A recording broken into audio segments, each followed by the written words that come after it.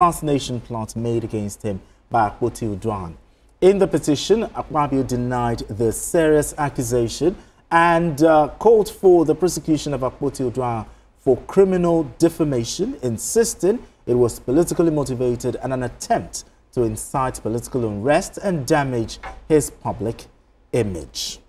Asuka, the Senate President, he has denied this assassination plot allegation and also petitioned the police. Your thoughts on this story? Well, since this matter about Natasha came up, I've always demanded that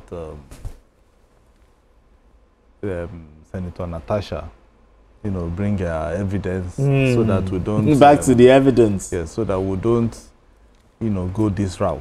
Because with the way she has been going, and I know at some point, even some women that I've spoken with, they've been saying that they are disappointed in her. Yes, some people are in support of her, okay, but now that you are, giving allegations of how somebody wants to assassinate you, because I remember she even mentioned a particular senator of being amongst the plots of people who want to, part of the people who want to assassinate her, including the former governor of Kogi State. Okay. I think this is for somebody of her status. I don't know if she has evidence to back up this claim. Because for you to say somebody wants to assassinate you is a very weighty allegation. Very, very. So you need to prove it. So if she has this assassination plot as one of the things that she wants to, add to the sexual harassment matter, it means that her evidence will be plenty. So it won't be just only one evidence. She will have to bring evidence of sexual harassment, evidence of assassination plot, and if she has another one, she needs to start bringing it. But Nigerians would like to really see this matter, because now that she has been petitioned, it means that after petition, the police will also do their investigation. Exactly. And if the police found that nothing of such happened, the Senate President, I hope Nigerians who are pro-Natasha are also following, so that when Akpabio now decides to, sue her, okay, because I know she's also saying she wants to sue Akpabio for this, when Akpabio now wants to counter-sue or sue her, Nigerians will begin to demand for, okay, fine, let's go to court. Because I feel that the court should have even sorted out all these things if she had the evidence concerning the sexual harassment. Yes. And everything will keep going. Thank God the matter is in court now, so we can't even discuss it. But the thing is, I do not like a situation whereby those, I keep saying it, those who will revere, will put them in that particular position, are just doing this. Now, it doesn't speak well at all. Now, Tony, she has accused the Senate President, and not just the Senate President, the former Kogi State Governor, of conspiracy to commit murder. That's a weighty allegation. Now, as we talked about evidence, do you think she will be able to provide those evidence? Because those are weighty allegations, don't you agree? She's a senator of the Federal Republic of Nigeria. Even she's suspended. I know she understands what you just said. That who are sat must prove. And she has said it too, that she's ready with her evidence in court. And she's waiting for the Senate President, Godswill Akpabio, to sue her. So I'm going to leave it at that. Because the two actors here are alive and kicking. And they know the implication, especially Senator Natasha Akpabio knows the implication of what she said. So I'm not going to sit down here and say... But we also need to determine the credibility of this allegation. She said attempt were made on her life. And she made reference. She said, for instance, her security was withdrawn. And I think that's where the Senate President made a very big mistake. In connivance with the IG of police. The same right all of you as senators, as legislators of the National Assembly enjoys, especially when it comes to security. once you're a Senate, once you're a legislator in Nigeria at the National Assembly, you're entitled to senators are entitled to some security, number of policemen and all that. DSS, depending on your position at the Senate, likewise the House of Representatives. So when the Senate sit down and say,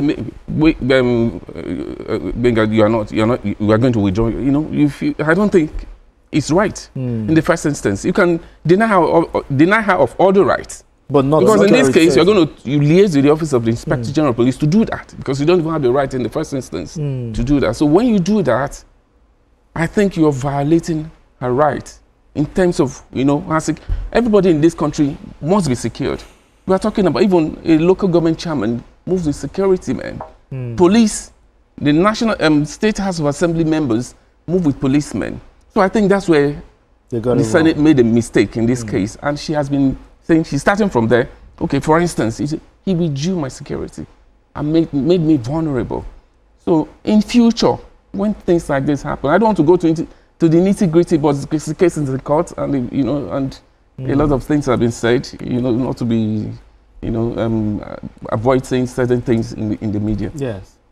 In this case, they made a very big blunder. They supposed to have left. At least they said she's suspended for 6 months.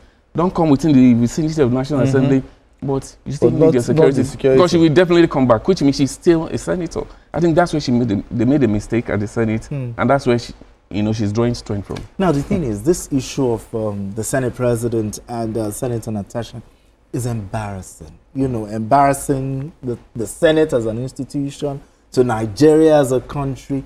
But do you think the Nigerian Senate could have handled this Senator Natasha situation differently? Now it's snowballing into this kind of weighty allegations here and there. Do you think they should have handled it differently, or maybe the way they handled it was just artful? I think they could have. Maybe the tone of the president of the Senate wasn't right in the first place, you know. And then if she, for instance, she didn't know the rule book. Okay. You know, according to what they said. Yes, according to what they could have. Senator Natasha, this is the rule 1, whatever. Yes. You know, kindly sit down here so that you'll be able to, you know, come up with whatever you wanted to say. You understand? Because I'm not sure she actually wanted to put down anything concerning sexual harassment that first day. You understand? So maybe that is what they could have even tutored her on what the rule book says, and then all this issue, then maybe should have calmed down. And both parties. Yeah. So and then I hope this is going to be a lesson to the president of the Senate. A lesson. Because and to the Senate as a whole. Yeah, as a whole, because if you look at it, she has gone in global. Exactly. You know, with trying to embarrass our revered National Assembly. Or the Senate, because let's remove the House of Rep, because they don't have business with the Senate, you know. So, and it's just pathetic that she has gone all over the world trying to justify this sexual harassment. Exactly. And you know how people outside Nigeria take stuff like this, you know. True. So, my own is the way she has gone around about it has not been really good. And then the Senate has also, you know, brought out attack dogs to go out in the media to attack her, and then the thing has snowballed into something that we can't handle. All right, gentlemen, I think it's a fine place for us to leave it. Tony Waji, thank you so much. Thank you so much for coming around to have this conversation with us. Asuko James, you know, appreciate you. Thank you so much. Thank you so much. Appreciate you. And also to the gentlemen in the back room pressing the buttons, you know, just for us to have a beautiful show. We say thank you, and you know I always appreciate you. And that's all on Journalist Hangout this week. You can watch the repeat broadcast of this episode tonight at 11. Join us on Sunday from 1:30 to 3:30 p.m. for Journalist Hangout on Sunday. We are on YouTube at youtube.com/TVC News Nigeria. I am Benga Oreshegun. Bye for now, and God bless Nigeria.